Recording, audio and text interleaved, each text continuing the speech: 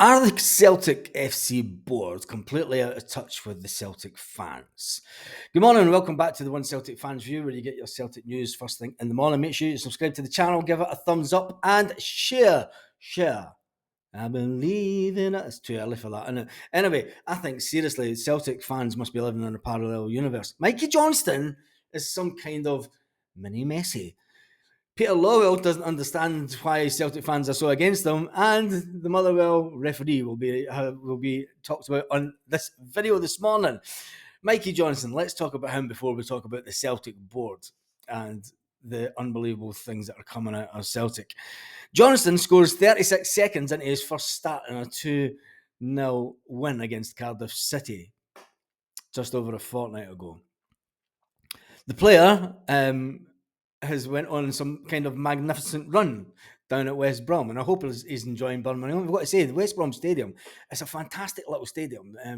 A lot of stadiums down there that are smaller are complete round stadiums, and they've got some fantastic facilities. I was down there for a training course years and years ago. Anyway, we move on from that. The player, Mikey Johnson, who scored 13 times in 92 appearances for Celtic, he spent last season on loan in Portugal, where he enjoyed his time there. He is now down in West Brom, and he's been talking about his time at Celtic. He said there's pressure at Celtic. It's massive. He said the club, it's a massive club, and people don't realise how big the pressure is, he said. Obviously, I've been exposed to that from a young age, and it's something I look forward to. I need to. I can't believe Mikey Johnson said this. Oh man, I need pressure to perform. What the fucking Jesus! It is some kind of parallel universe, isn't it? Because this is the same Mikey Johnson that Celtic fans couldn't wait to see the back of. Said he was never Celtic class. And now he said that he needs the pressure to perform. Mikey Johnson says, I like the big occasions, what these games are. I want to play in them. I had experience and it's put me in good stead. At this point, I feel like I'm ready. This is a massive challenge in a big league.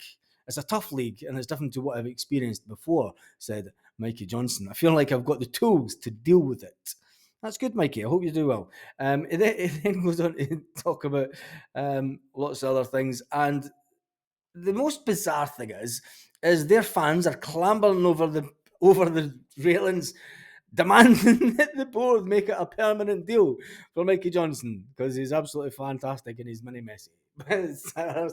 It's too early for this. I've not even had a coffee yet. I had my fresh orange, but I've not had a coffee this morning. Yes, and the oranges were picked straight off the tree that was right out there. Anyway, Celtic board. Let's talk about the Celtic board. And how out of touch are the Celtic board with the common fan, the normal punter, the man that pays his 600 and odd pounds a year to go and watch Celtic and then sit and maybe sing a song or two or rustle a packet of crisps, depending on what area Celtic Park in. And then maybe if you're at the main stand, you maybe get up and you have a go at the likes of Peter Lawwell or Mark Lawwell or anybody else that you could just point fingers at in the director's box. The directors at Celtic and the people in the hierarchy at Celtic are in a bit of a dismay. They're bemused at what's going on towards the former chairman and current chief executive Peter Lawwell. The fact that he has no part to play in any signing of any players, apart from the fact that his son is head of recruitment, and when you look at his son's resume, he's never been head of recruitment for an actual football team. The City Football Group is basically just they take players on and they're their agents, and he is head of recruitment for that. So he was all about being head of a recruitment team, not actually doing recruitment for a club at football level, which I think we were all led to believe that he had this big input on to the players that came to Man City, and we thought that would maybe rub off on Celtic, and it hasn't, obviously. When you look at the last 4 transfer windows that Mark Lawwell has been a part of, you can see the discontent from fans. The fans look at the correlation between the time that Peter Lawwell walked back into the building just over a year and 2 months ago as our top man on the board, and they look at the direct correlation between the downward spiral of form. They then look at the transfer window since Mark Lawwell come in, and the fact that that hasn't been too clever over the last 4 transfer windows that Mark has partaken in for Celtic. When you face facts, let's face facts, Celtic fans. Mark Lawwell wasted upwards of 10 million on players like Gustav Lagerbielke, who was almost chased out the door. He thought he was getting his dream move to Italy. Mark Rocky, no Rocky, big Rocky, call it what you want.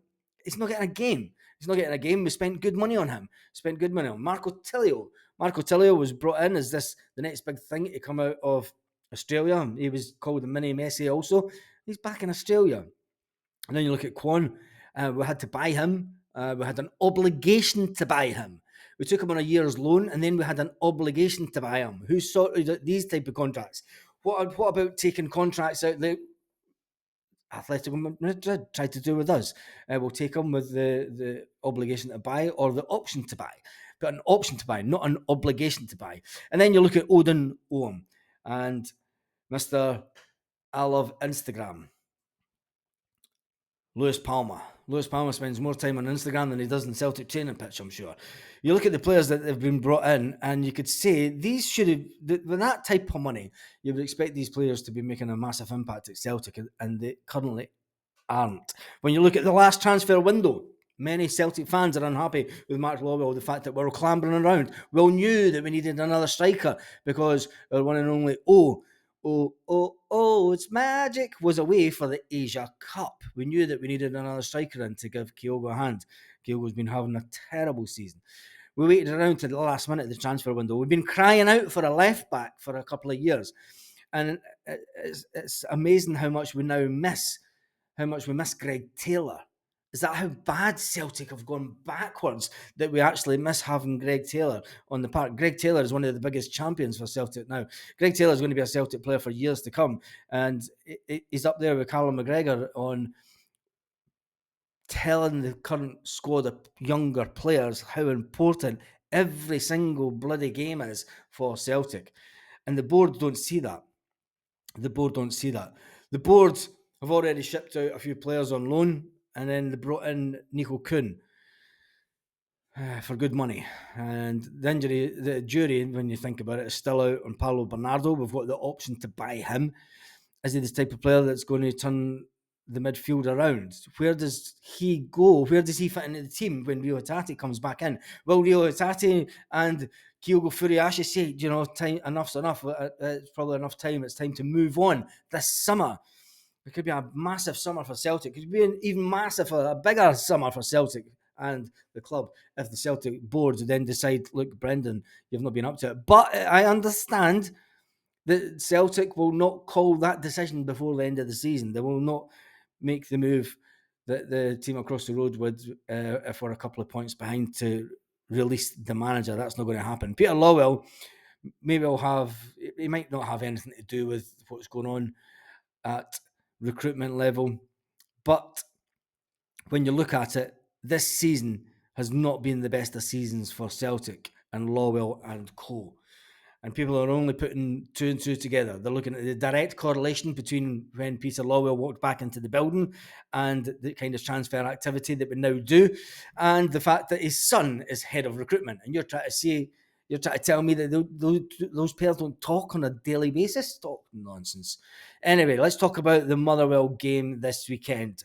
The Motherwell game this weekend, we have the referee has been announced, whilst them at the top of the league will be going, oh, that shit, man. They've sure got the referees in their back pocket and that, know what I'm saying? That they've got them in their back pocket and that. They'll try and make sure they win the league and that. Know what I'm saying? Like, man. Willie Collum has been announced as the referee for the game this weekend. He will be assisted by Jonathan Bell and Jonathan McCrossan, with Duncan Williams acting as the 4th official. Now, the big one, back at the Lanarkshire Referees Association in the bunker, the VAR bunker, where nothing comes out, nobody comes out alive. Yes.